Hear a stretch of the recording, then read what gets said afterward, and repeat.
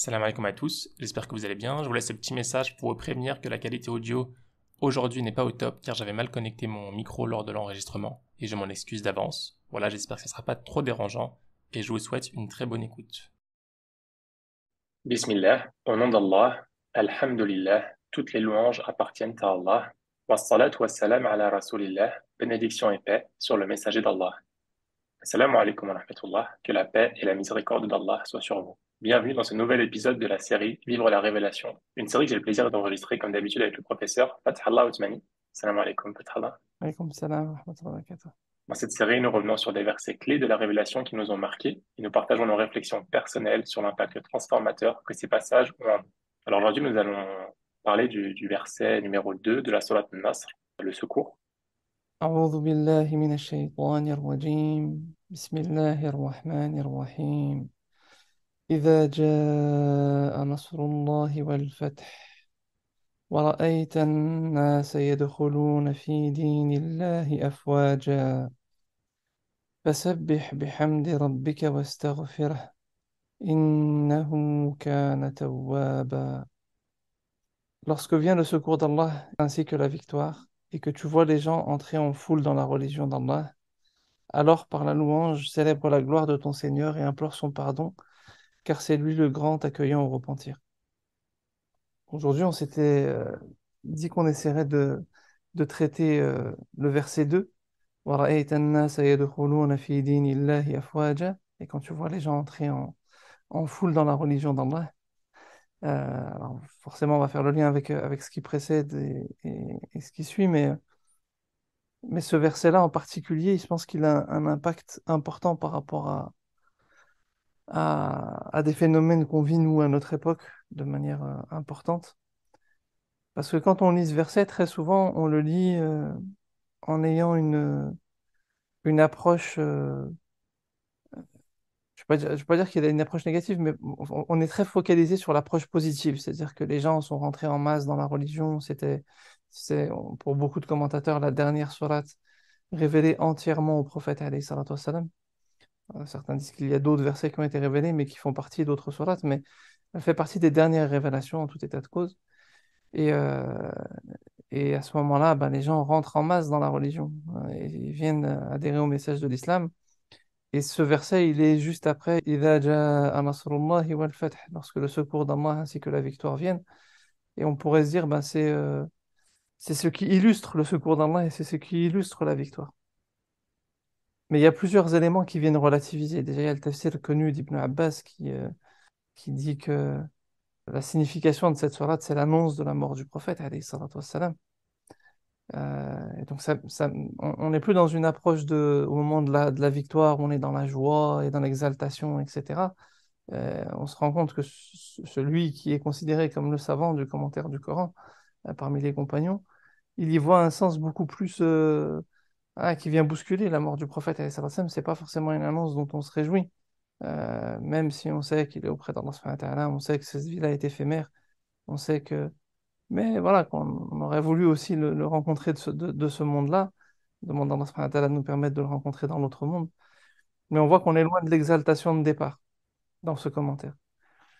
Puis la deuxième des choses, c'est que le terme afwaja, qui est employé ici pour décrire les phénomènes de masse, hein, les gens qui rentrent dans la religion d'Allah en masse, ce terme-là a une connotation plutôt négative dans le Coran. C'est pas un terme qui est employé déjà dans la même forme. Quand on reprend le terme afwaja, il est utilisé dans Surat Naba, lorsqu'Allah subhanahu wa ta'ala dit Yawma yunfakhu fi s-suri fatatuna afwaja. Hein, le jour où ils souffleront dans la trompe, vous viendrez en masse. Et donc, on se rend compte que pareil, le terme, là, il est utilisé par rapport à Yawm al-Qiyamah, où on est en état d'alerte, où on est dans une situation délicate et difficile, on va devoir rendre des comptes. Hein, de la même manière que même un des dérivés de ce mot-là, quand Allah subhanahu wa ta'ala, il parle de fawj, هذا فوج مقتحم معكم لا مرحبا بهم إنهم صالوا النار. Voici un groupe. Hein, le fawj, c'est le groupe. Alors, مقتحم معكم, c'est qui entrent en même temps que vous, en fait, on va dire, qui sont dans vos pas. La marhaban bihim, ils ne sont pas les bienvenus. Innahum salun nar, ils sont destinés à l'enfer. Donc c'est un groupe qui est venu se coller là aux musulmans et qui pense qu'ils peuvent être parmi eux, mais en réalité, ils ne sont pas parmi eux. Et donc on voit que la terminologie liée enfin que cette terminologie-là, elle a plutôt une terminologie, je ne veux pas dire négative, mais attention, faites attention, c'est pas forcément le... Et Allah subhanahu wa ta'ala n'utilise pas des mots par hasard. Et je voulais vraiment m'orienter moi sur ce terme-là, parce que on a une conception de la victoire et de la réussite qui est souvent faussée. Et on détermine la victoire et la réussite par la quantité, par le nombre dans nos instituts. Combien vous avez d'inscrits? Ah, vous avez tant d'inscrits, machin, etc. Ok. Vous avez fait une conférence, il y avait combien de personnes? Ah, machallah, c'était extraordinaire. Vous avez distribué des repas pour des... Vous avez fait combien de repas? Ah, machallah, etc. On est beaucoup dans le combien, alors que Allah subhanahu wa ta'ala, il dit Alhaakumut takathur. Le plus, il vous a illusionné. Hatta zurtumul maqabir. Même quand vous allez visiter des tombes, ou jusqu'à ce que vous alliez visiter des tombes, selon la traduction. Donc, c'est pas... la quantité n'est pas un critère, en fait. Et le pire, c'est quand la quantité devient un phénomène de masse, bah, ça devient même dangereux. Et à la fin de la vie du prophète, alayhi salatu wassalam, ce verset, c'est un verset en même temps qui décrit en effet le message du prophète, alayhi salatu wassalam, إِذَا جَاءَ نَصْرُ اللَّهِ وَالْفَتْحُ. Lorsque la victoire d'Allah, le secours d'Allah subhanahu wa ta'ala et la victoire, ben, ils viennent. Et les gens ont la possibilité de diffuser le message, ça y est, elle est installée. Il y a les remparts qui empêchaient le fait de faire circuler le message, de proposer le message aux gens, ont été cassés, ont été brisés. Et donc, alhamdoulilah, il y a une part de victoire. Et à ce moment-là, bah, qu'est-ce qui se passe? Bah, forcément, il y a des gens qui rentrent. Mais il faut faire attention, parce que c'est pas parce que les gens rentrent qu'on est dans une victoire ou qu'on est dans une réussite. Ça ne veut pas dire que parce que les gens rentrent, on est dans un échec. C'est pas le propos. Hein. La quantité ne signifie pas que ah, ça va mal parce qu'on a tant d'inscrits dans notre institut, on fait n'importe quoi, etc. Le problème, c'est pas ça qui détermine. Que vous ayez 5 inscrits, que vous en ayez 5000, qu'est-ce que vous faites avec eux? Est-ce que vous arrivez à transmettre le message? Est-ce que vous arrivez à vous conformer au message? Est-ce que vous arrivez à faire en sorte qu'il y ait un vrai islah, un vrai assainissement des modes de vie? Hein. Et donc là, on va pouvoir évoluer. Et c'est pour ça que, évaluer plutôt, excusez-moi. Et c'est pour ça qu'Allah subhanahu wa ta'ala, tout de suite derrière, qu'est-ce qu'il leur dit? Au moment de la victoire, bah ça y est, les gens, ils vont vers la facilité, en fait. Que ce soit la religion d'Allah ou que ce soit le péché, les gens, ils vont vers la facilité. On leur a enlevé les barrières, et bon, ils vont aller vers la religion d'Allah subhanahu wa ta'ala. Mais c'est pas parce que les gens vont en masse vers quelque chose qu'il faut suivre nous aussi bêtement en masse. Hein, même, j'ai envie de dire, dans la religion, même moi, j'avais un cheikh qui nous disait, même par rapport aux questions d'Aqida, etc., il faut se les poser. C'est des questions, le wahid, il doit adhérer par conviction. C'est pas, on suit comme ça, on suit tout le temps. Et donc, c'est des enjeux qui sont cruciaux. C'est ça. On est en train de parler de notre agrément auprès d'Allah subhanahu wa ta'ala ou de l'inverse. On est en train de parler de notre place au paradis ou de notre place en enfer. On ne peut pas suivre comme ça. Et donc, il faut à un moment donné se poser des questions. Bien sûr, on a besoin de repères, on a besoin de gens qui ont un savoir plus important, on a besoin de s'identifier, etc., de se relier les uns aux autres, mais on a nos propres convictions personnelles. Et c'est pour ça que face à ces mêmes phénomènes de masse qu'a connu le prophète, alayhi salatu wassalam, Allah subhanahu wa ta'ala, il dit au prophète, alayhi salatu wassalam, il nous dit, « فَسَبِّحْ بِحَمْدِ رَبِّكَ وَاسْتَغْفِرْهُ إِنَّهُ كَانَ توابا. فَسَبِّحْ بِحَمْدِ رَبِّكَ, euh, c'est traduit par glorifier. Alors, comment il traduit Hamidullah déjà? Alors, par la louange, célèbre la gloire de ton Seigneur. Mais tasbih, en langue arabe, c'est deux significations. Ça vient de sabaha. Sabaha, c'est le fait de nager. Donc, tasbih, c'est le fait de remonter à la surface, hein, mais dans deux sens différents. C'est que toi, quand tu es noyé dans tes problèmes, ben, tu remontes à la surface et tu te laisses pas noyer dans tes problèmes et tu reconnais qu'il y a quelque chose de plus important. C'est-à-dire que tu es noyé dans l'eau, ok, tu vois pas, mais il y a une issue, il y a une porte qui est ouverte quelque part, remonte à la surface. Et la deuxième signification possible, c'est aussi qu'il y a quelque chose qui est plus important. C'est-à-dire que tasbih, c'est remonter au-delà. Va voir au-dessus ce qu'il y a de plus important. Tu vois les gens rentrer en masse, c'est pas ça qui est le plus important. Est-ce qu'Allah subhanahu wa ta'ala, il est satisfait de toi? Est-ce que tu as été en cohérence avec le message du prophète alayhi salatu wassalam? Est-ce que tu es en cohérence avec la parole d'Allah subhanahu wa ta'ala? Hein. Et donc, par rapport à ça, Allah subhanahu wa ta'ala dit, fasabbih, par quoi? Bihamdi rabbik, par les louanges à ton Seigneur. Hein, c'est-à-dire que dans ces moments-là, on doit être plus dans la reconnaissance et pas dans l'exaltation de. Et la reconnaissance en islam, elle est empreinte d'humilité. On peut avoir de la joie, mais ça doit toujours être une joie humble. Parce que c'est pas parce qu'il y a de la quantité que ça y est, on a réussi, on est les meilleurs, on est ceci. Non, on a juste plus de responsabilités. Comme les compagnons ont été confrontés à plus de responsabilités. Et finalement, quand les gens sont rentrés en masse, Ben, il y a eu d'autres types d'épreuves qui sont arrivées. Il y a eu la mort du prophète, alayhi salatu wassalam, parce que cette soirée, elle annonce la mort du prophète, alayhi salatu wassalam. Et puis après, il y a eu la période de Moussaïlam al-Kadhab qui a voulu, et donc le conflit avec Abu Bakr, il y a eu d'autres affrontements, etc. Il y a eu la période de fitna. Donc il y a eu beaucoup de problèmes que les compagnons ont dû gérer. Et en fait, la quantité qui est venue, c'est juste une nouvelle épreuve différente, en fait. Où est-ce qu'on va être dans ces épreuves-là? En cohérence avec le message, ou est-ce qu'on va perdre notre cohérence? Parce que parfois, dans des petits cercles de proximité, on sait être cohérent. Quand on enseigne, il y a quelques élèves, etc. et tout. Mais quand on a 200 ou 300 ou 2000, est-ce que tu vas toujours être cohérent? Est-ce que tu vas leur donner des vraies clés? Est-ce que tu vas leur donner de l'indépendance? Est-ce que tu vas leur donner un vrai savoir utile et bénéfique? Ou est-ce que tu vas devenir tomber dans de l'automatisme où tu transmets des choses juste pour les transmettre et en fait, au final, à l'arrivée, il n'y a pas grand-chose qui suit. Donc, il faut être dans de la reconnaissance et dans de l'humilité pour pouvoir véritablement reconnaître qu'Allah subhanahu wa ta'ala est lui le plus important. C'est pas la quantité, c'est pas le nombre, c'est pas même mon projet ou là mon institut ou là mon ceci ou là mon cela. Tout ça, ce ne sont que des moyens. Hein, parfois, on s'attache à l'étiquette de notre organisation, parfois, on s'attache à la taille de notre mosquée, parfois, on s'attache à... Tout ça, ce sont que des outils qu'Allah subhanahu wa ta'ala il donne qui peut nous enlever et on est éprouvé par la richesse, comme on est éprouvé par la pauvreté, comme on est éprouvé par la quantité importante comme on est éprouvé par la quantité faible, ça, c'est pas entre nos mains. Et donc, dans chaque situation, reconnaître qu'Allah subhanahu wa ta'ala, c'est lui le plus important. Et être reconnaissant qu'il nous a mis dans une situation où on a conscience de lui, où on est capable, alhamdoulilah, d'agir pour lui, etc. Ou en tout cas, on essaye. Wastaghfiruhu.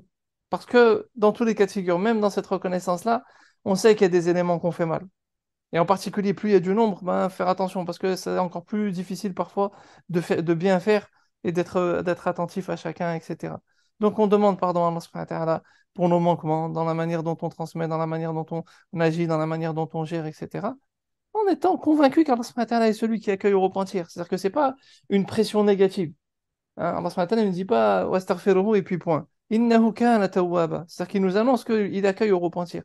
Donc c'est pas une pression dans le sens de toute façon la quantité c'est mauvais, vous faites n'importe quoi, etc. Non, c'est soyez en alerte. C'est pas parce que il y a des facilités qu'Allah subhanahu wa ta'ala vous a données, qui fait que les gens viennent vers cette facilité-là, parce que c'est la nature humaine de venir vers là où il y a de la facilité, que ça y est, tu penses que tu es le meilleur. Non, sois humble, sois reconnaissant, corrige tes fautes, mais sache qu'Allah subhanahu wa ta'ala, il est accueillant au repentir. Donc, sois en alerte, mais sois en confiance dans cette alerte-là.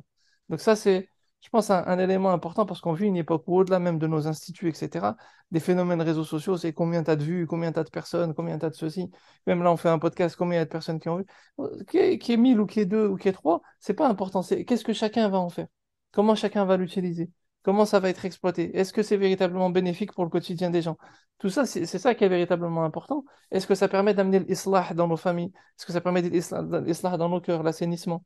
Est-ce que ça permet d'amener un meilleur comportement au quotidien avec nos parents, avec nos voisins, et que ça nous permet de faire en sorte que le message se diffuse de plus en plus? Ou est-ce que c'est une quantité juste pour une quantité? Et le problème, c'est qu'aujourd'hui, dans les phénomènes réseaux sociaux, parfois, on est beaucoup dans la quantité. Hein, je vois des gens qui vont poster juste pour poster. Et des gens, ils te disent, tous les jours, il faut que tu postes, si tu veux entretenir une dynamique de machin, etc. Pourquoi, si tu n'as rien à dire, tais-toi. C'est pourquoi tu veux poster tous les jours. Tais-toi si tu n'as rien à dire. Maintenant, essaie de réfléchir à qu'est-ce que tu as à dire de pertinent. Et si tous les jours, tu as quelque chose à dire de pertinent, dis-le. Hein. Comme il dit le prophète, sallallahu alayhi wa sallam, "Man kana yu'minu billahi wal yawmil akhir falyaqul khayran aw liyasmut." Hein, celui qui a foi en Allah subhanahu wa ta'ala et au jour dernier, qu'il dise du bien ou qu'il se taise. Donc si tu as du bien à dire, alhamdoulilah, partage-le et essaye de faire en sorte. Mais le critère, c'est pas combien de personnes tu vas toucher. C'est est-ce que les personnes que tu vas toucher, ça va apporter quelque chose, ça va assainir quelque chose, ça va modifier quelque chose, ça va apporter du bien. Donc, et encore une fois, je ne dis pas ça dans l'esprit de dire s'il y a de la quantité, c'est mauvais. C'est pas ça le propos. Le prophète Sam, il a eu du monde. Donc c'est que c'est aussi que il a eu peu de personnes aussi avec lui. C'est que c'est pas un critère d'évaluation en fait. C'est-à-dire que nous aujourd'hui on évalue beaucoup avec ça, alors que c'est plutôt un critère qui détermine les ingrédients de l'épreuve. Comment on gère une épreuve où il y a du monde, ou une épreuve où il y a pas peu de monde, une épreuve où il y a de la pauvreté, une épreuve où il y a de la richesse, on ne le gère pas de la même manière. Hein, Surat al-Hadid, elle est révélée dans une période où il y a de la richesse. Elle nous apporte les clés de comment on gère la richesse. Hein, alors que d'autres sourates sont révélées dans des moments de pauvreté. Donc c'est un ingrédient de l'épreuve. Ça, c'est comment on va gérer tel type d'épreuve ou tel type d'épreuve. Par contre, la réussite, c'est une autre définition. Hein, et là, bon, il faudrait revenir sur le premier verset, et même peut-être qu'il y a le verset de Surat al-Fath, qui est encore plus symbolique de ça.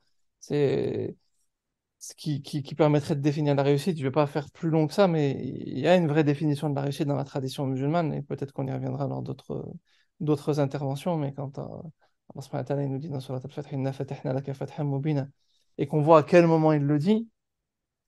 Hein, le Fath, il est pas annoncé au moment de Fath Mecca, il n'est pas annoncé au moment quand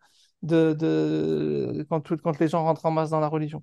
Il est annoncé quand ils repartent après le Hudaybiyah, alors qu'ils n'ont pas pu faire leur Umrah, qui venaient de sortir d'une défaite militaire, etc. Donc c'est un contexte différent. Je ne vais pas lancer le sujet maintenant, mais il y a plein d'ingrédients à trouver dans Surat al-Fath, sur la définition de ce que c'est que la réussite et la victoire. Wallahu a'lam. Voilà, wa ahkam. Je te laisse Notre peut-être récompense. réagir, Inch'Allah. Ouais, je vais réagir, Ouais, vas-y. c'est sûr. Tu disais plutôt ouais, que parfois on a une conception de la réussite faussée. Euh, alors, comme tu viens de le dire aussi, on ne va pas forcément rentrer dans quelque chose de soit trop général parce que ça demanderait de faire des liens avec d'autres versets et ça prendrait beaucoup de temps. Mais conceptuellement, en fait, quand on voit dans cette sourate que on parle du secours de Dieu, Dieu parle du secours d'Allah et de la victoire, le fait. J'ai l'impression parfois qu'on associe cette sourate à des choses qui sont pas vraiment pertinentes par rapport à cette sourate. Quelqu'un a obtenu un diplôme, il va croire que c'est le secours d'Allah, tu vois, ou bien quelqu'un qui a atteint d'une maladie, qui est soigné, ou quelqu'un qui a réussi à se marier. Je suis pas sûr, hein, mais je ne pense pas que ce verset-là fasse référence à ce genre de victoire, entre guillemets, ou de réussite personnelle. Et du coup, ma question, c'est quelle situation est adéquate pour qu'on mérite, en fait, d'avoir le secours d'Allah et la victoire? Euh, j'ai dit, on va pas ouvrir le sujet de la victoire, mais tu as ouvert le sujet de la victoire. Inch'Allah. Peut-être que je peux te donner, On avant peut que tu donner répondes, quelques parce que mots. j'y ai réfléchi, donc enfin, juste pour voir si je suis un peu à l'ouest ou pas, mais Ah, j'y ai ouais, réfléchi. Et en fait, par rapport à cette sourate, hein, si je l'isole, dans ma compréhension de cette sourate, pour avoir le secours d'Allah et sa victoire, on voit bien que c'est associé à une vision claire. Donc là, il y a une vision qui est de propager le message d'Allah et de voir les gens rentrer dans la religion. Ça doit commencer forcément par une vision. Et là, on voit que la vision, elle est associée à propager l'adoration d'Allah et faciliter son adoration. Pour moi, du coup, ça, c'est un prérequis fondamental, parce que s'il n'y a pas de vision, pourquoi est-ce que tu auras la victoire de Dieu si toi-même, tu n'essayes pas d'avoir le secours d'Allah et la victoire? Donc, c'est numéro un. Numéro deux, c'est faire face à une opposition. Si on parle de Fatah Mecca, ben, ils ont une opposition face aux Quraysh. Et ensuite, ils font preuve de détermination et de patience. Donc, il y a un travail sur le long terme, tout en continuant à implorer le secours d'Allah. D'ailleurs, il y a d'autres versets où Dieu évoque aussi Allah inna nasrallahi qarib, quand les compagnons ouais. demandent, et que même le prophète sallallahu alayhi wa sallam demande à Dieu. Donc, pour moi, c'est un peu ça les prérequis en fait pour espérer avoir le secours d'Allah. Ça commence pas à partir de rien. C'est pas juste quelque chose, tu réussis quelque chose et c'est le secours d'Allah. Enfin, en tout cas, pas dans cette sourate. Peut-être dans d'autres sourates, mais en tout cas, pas ici. Qu'est-ce que tu en penses, toi? Ben, après, sur la question, et comme je te disais, de la réussite, il faudrait vraiment qu'on prenne le temps de développer, parce qu'il y a le fait on pourrait traduire par la réussite ou l'ouverture, ou quand Allah subhanahu wa ta'ala, il amène des solutions. Et ça, il y a plusieurs passages dans le Coran où Allah subhanahu wa ta'ala, il en parle, mais Surat al-Fath est vraiment un des endroits privilégiés pour traiter ce sujet. Donc, à la limite, il faudra peut-être y revenir Hmm, un jour. Le contexte aide aussi à comprendre. D'ailleurs, quand Allah subhanahu wa ta'ala dit Inna fatahna laka fathan mubina, la chose qu'il dit derrière, liyaghfira laka Allah, l'objectif de ce fait, liyaghfira laka Allahu ma taqaddama min dhanbika wa ma ta'akhkharak, pour qu'Allah subhanahu wa ta'ala il te pardonne. Donc on se rend compte, subhanallah, que la perspective de comment on comprend ce que c'est que le fait, elle est... On s'attend pas au moment où on te dit tu vas avoir la victoire pour que Allah il te donne la richesse, pour qu'il te donne un royaume, pour qu'il te donne le pouvoir sur les gens. hmm, Et d'ailleurs, beaucoup de musulmans comprennent même la victoire dans ce sens-là. Le jour où on va avoir un califat avec des musulmans qui vont ceci, qui vont cela. hmm, C'est pas ça le fait. C'est pas ça le fait dans la définition qu'Allah subhanahu wa ta'ala il nous en donne et qu'il en donne au prophète, alayhi salatu wassalam. Donc, bref, ça c'est. Il faudrait y revenir parce qu'il y a une vraie définition. Et le nasr, en tout cas, au-delà de ce qui est particulier dans la notion d'un nasr dans le Coran, c'est qu'elle est toujours associée à Allah subhanahu wa ta'ala. hmm, Alors, il y a le terme nasr qui peut être mentionné de manière spécifique, indépendamment de ça, mais à chaque fois qu'elle est reliée à quelqu'un, elle est reliée à Allah subhanahu wa ta'ala. Nasr, il vient d'Allah subhanahu wa ta'ala. Et ça, c'est, euh, c'est surtout une éducation au-delà de qu'est-ce qui va se produire dans ma vie, diplôme, pas diplôme, et que c'est ceci ou cela, c'est que le secours, il est venu d'Allah subhanahu wa ta'ala. Et en fait, quand on a des situations de difficulté et autres, en fait, ça nous interroge plus sur vers qui on va chercher du soutien. Hein, Iyyaka na'budu. On ne dit pas que Iyyaka na'budu dans le Fatiha, on dit Iyyaka na'budu wa Iyyaka nasta'in. En réalité, normalement, quand on est dans une vraie démarche de foi, le seul soutien qu'on devrait demander, c'est le soutien d'Allah subhanahu wa ta'ala. Hein, l'isti'ana, c'est la demande d'aide auprès d'Allah subhanahu wa ta'ala. Alors bon, là, ce passage a été beaucoup commenté, comment ça se traduit, est-ce que tu peux demander de l'aide à une personne ou pas, etc. Mais dans le fond, en réalité, c'est qu'on devrait se servir des aides qu'Allah subhanahu wa ta'ala met sur notre route, mais sans chercher plus d'aides différentes qui sortent du cadre qu'Allah subhanahu wa ta'ala a établi ou du cadre qu'Allah subhanahu wa ta'ala met sur notre route. Et donc, Al-Nasr, c'est véritablement être conscient que la solution à mes problèmes, elle ne peut venir que d'Allah subhanahu wa ta'ala et que je ne la peux chercher que dans le cadre qu'Allah subhanahu wa ta'ala a préétabli pour moi, que ce soit à travers les règles qu'il a établies. Si tu vas le chercher dans le haram ou dans quelque chose qui est douteux, bah forcément tu vas te perdre. Au-delà de ça, c'est que pour aller chercher le secours d'Allah subhanahu wa ta'ala, il y a des moyens. C'est-à-dire que comment on fait pour aller chercher le secours d'Allah subhanahu wa ta'ala? Si on dit bah, je ne peux pas demander de l'aide aux voisins, je ne peux pas demander de ceci, c'est pas ce qu'Allah subhanahu wa ta'ala il nous dit. C'est que pour chercher de l'aide auprès d'Allah subhanahu wa ta'ala, en réalité, c'est aussi une autre approche. In tansurullaha yansurkum. Hein, si vous secourez Allah, il va vous secourir. C'est-à-dire que celui qui veut le secours d'Allah subhanahu wa ta'ala, la problématique, c'est pas de pas demander aux autres. C'est est-ce que tu demandes à Allah subhanahu wa ta'ala? Et comment est-ce qu'on demande à Allah subhanahu wa ta'ala? C'est en se mettant au service d'Allah subhanahu wa ta'ala. Mm. C'est-à-dire que celui qui veut véritablement demander le secours d'Allah subhanahu wa ta'ala, il n'y a pas de problème. Lève-toi, certes, demande-lui et traduis-le en acte. C'est-à-dire que si tu veux qu'Allah subhanahu wa ta'ala t'aide dans tes problèmes, bah, sois un maillon de la chaîne et toi, va aider quelqu'un d'autre. Toi, va aider telle personne. Toi, va aider telle. En fait, on a une approche, une compréhension des fondamentaux de l'islam qui est parfois faussée. C'est-à-dire que on est dans des mécaniques où on a construit certains concepts qui ne sont pas les concepts qu'Allah subhanahu wa ta'ala a transmis au prophète, alayhi salatu wassalam. Et notamment la notion de réussir et la notion de secours, elle est complètement différente. C'est-à-dire que la réussite, c'est pas ouais, mon projet, il arrive à telle taille, ou ouais, j'ai eu tel et tel soutien, ou telle personne, telle personnalité, elle m'a fait une lettre de recommandation, elle m'a fait ceci. C'est pas ça. En vérité, le vrai secours, c'est que oui, je suis dans une vraie démarche où je suis conscient que la solution, elle ne peut provenir que d'Allah subhanahu wa ta'ala. Et la preuve, Mm. c'est quoi? C'est que moi, je me mets au service d'Allah subhanahu wa ta'ala. Parce que si je sais que le soutien ne vient que d'Allah subhanahu wa ta'ala, bah, je dois faire partie de cette chaîne-là. Et pour faire partie de cette chaîne-là, il faut que je me mette au service. Mm. Et le fait, c'est quoi? C'est qu'Allah subhanahu wa ta'ala, il va me pardonner parce que quand je me mets au service, eh ben, je vais peut-être avoir des manquements, je vais peut-être avoir des failles, je vais peut-être avoir des choses que je vais louper. Mais c'est pas grave. Allah subhanahu wa ta'ala, il me maintient dans sa chaîne à son service.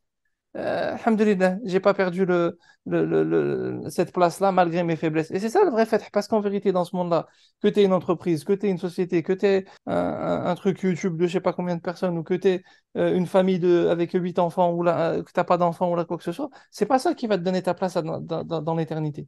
La vraie réussite, elle se détermine pas au moment de notre vie. La réussite, elle se détermine au moment de la mort. C'est à ce moment-là qu'on va savoir si on a réussi notre vie ou si on n'a pas réussi nos vies. Aujourd'hui, quoi que tu fasses, à la fin, on peut pas dire tu as réussi ou là, t'as pas réussi. D'ailleurs, même dans la Mm. tradition sunnite, on qualifie pas quelqu'un de martyr. C'est-à-dire que on aspire à ce que quelqu'un, quand il meurt martyr. Mais on sait pas, en fait, parce qu'il y a qu'au moment de la mort, quand Allah subhanahu wa ta'ala qui va juger, qui va dire, lui, il est martyr. Mais ça, nous, on peut pas le dire, en fait, en soi, on sait pas. Mm. Allahu a'lam. Mm.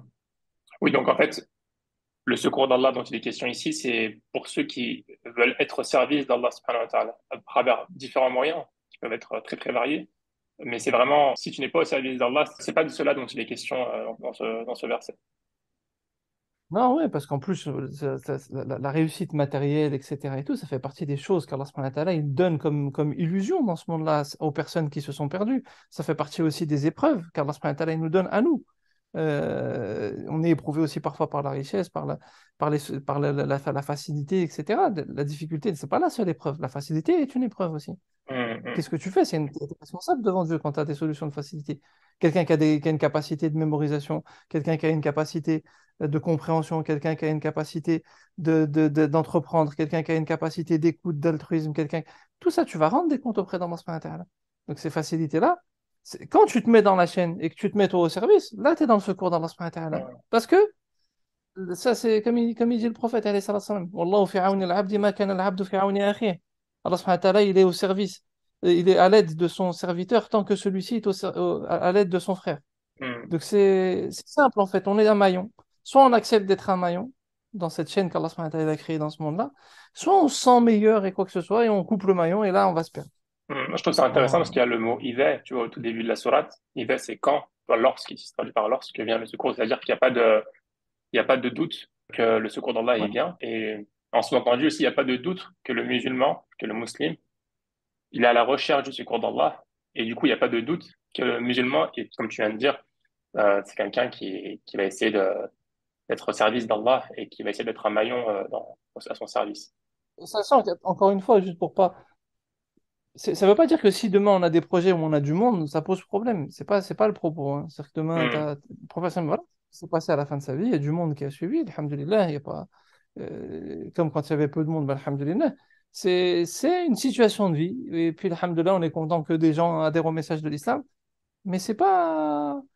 Les choses ne s'arrêtent pas là, en fait. C'est une hmm, autre forme d'épreuve. Et on continue le travail, et on continue à œuvrer, et on continue à être attentif à rester un maillon de la chaîne. Où là, on se dit, ah, ça y est, moi, nous, on a un succès, on a ceci, on a cela. Et surtout, les épreuves changent. Quand tu as 5 personnes à gérer autour de toi et que tu fais un travail d'une certaine manière, etc., quand tu veux assainir les modes de vie, c'est un angle de vue, c'est une manière d'approcher, c'est une pédagogie, c'est ceci. hmm, Quand tu en as des milliers en face de toi, c'est plus la même chose. Donc, il y a une remise en question nécessaire. Donc hmm. chacun, quand les épreuves changent, on doit forcément se remettre en question pour bah, comment je vais faire là maintenant. Ouais, C'est pas si évident que ça, ouais. quoi. Ouais, c'est vrai que dans cette sourate, enfin, il y a beaucoup d'enseignements, mais un de ces enseignements, une des mises en garde, c'est les mises en garde des dangers du succès, entre guillemets, si on a bien compris la définition du succès, de ne pas se dire que c'est moi qui ai fait ça, c'est mon idée, j'ai travaillé dur pour avoir ce résultat, je mérite le crédit. On a l'impression qu'Allah il nous dit non, c'est moi qui ai le crédit. D'ailleurs, là, c'est le secours d'Allah, c'est pas juste le secours. Comme s'il insistait en fait pour dire que c'est le secours d'Allah. Et à la fin, on célèbre les louanges d'Allah. Et parfois même, c'est vrai que souvent les gens disent Alhamdulillah, tout ça. J'ai l'impression que même parfois, cet ego qui peut se cacher même derrière un Alhamdulillah, tu vois. Et c'est ça, je pense, c'est aussi un grand danger de faire attention à quand on fait quelque chose pour la Ummah, on peut avoir beaucoup de compliments, on peut se dire qu'on a fait de grandes choses et on va dire Alhamdulillah. Mais au fond, il y a un petit truc qui est quand même là et qui est une petite impureté, une petite goutte d'ego, tu vois, et qui peut contaminer le travail qui a été fait. Et moi, le croyant, on a l'impression que dans cette sourate, Dieu, il pousse le croyant, du coup, à garder un grand sens d'humilité et à remettre le crédit à Dieu. Inch'Allah, qu'Allah nous permette de parvenir à retravailler nos intentions.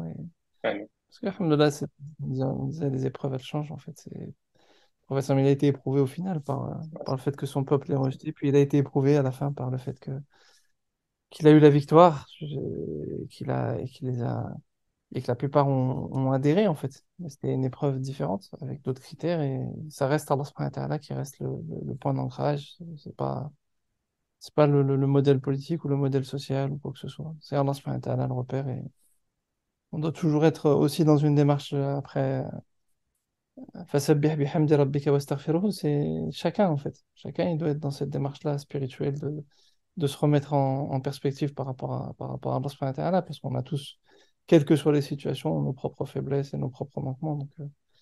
Et nos propres qualités aussi. Ouais. Voilà. Non, on aimerait bien, Fathallah. On a fait encore un peu long aujourd'hui, décidément, on a du mal à garder sa cour. Et voilà, Ouais. du coup, je vais te laisser conclure, Inch'Allah. بارك الله فيك الله يحفظك يا عبد الرحمن. Demande à Allah subhanahu wa ta'ala de nous accorder la sincérité, de nous pardonner nos péchés, nos fautes et nos manquements, de nous établir parmi les musabbihin, ceux qui reconnaissent sa toute-puissance et que c'est lui qui est le plus important, et de nous aider à conformer nos vies avec cet enseignement et avec les enseignements du prophète, alayhi salatu wassalam, et les enseignements du Coran. Demande à Allah subhanahu wa ta'ala de nous accorder la rectitude. Demandons à Allah subhanahu wa ta'ala de faire rayonner le Coran dans nos cœurs, dans nos demeures, dans nos tombes, et de nous accorder les plus hauts degrés du paradis par la récitation du Coran. et d'être parmi ceux à qui il accordera le dévoilement, demandant à Allah subhanahu wa ta'ala de nous réunir ainsi que nos familles et nos proches auprès du prophète alayhi salatu wassalam, et de nous permettre de nous réunir dans des espaces de foi dans ce monde-là. سبحانك اللهم وبحمدك أشهد أن لا إله إلا أنت وأستغفرك وأتوب إليك وأستغفرك وأتوب إليك ونستغفرك ونتوب إليك وصلى اللهم على نبينا محمد وعلى آله وأصحابه أجمعين وآخر دعوانا أن الحمد لله رب العالمين بارك الله فيك. Toute récompense, Fatah Allah. Inch'Allah pour un prochain آمين. épisode très vite. Et salam alaikum à tous les auditeurs et les auditrices. السلام. Salam alaikum.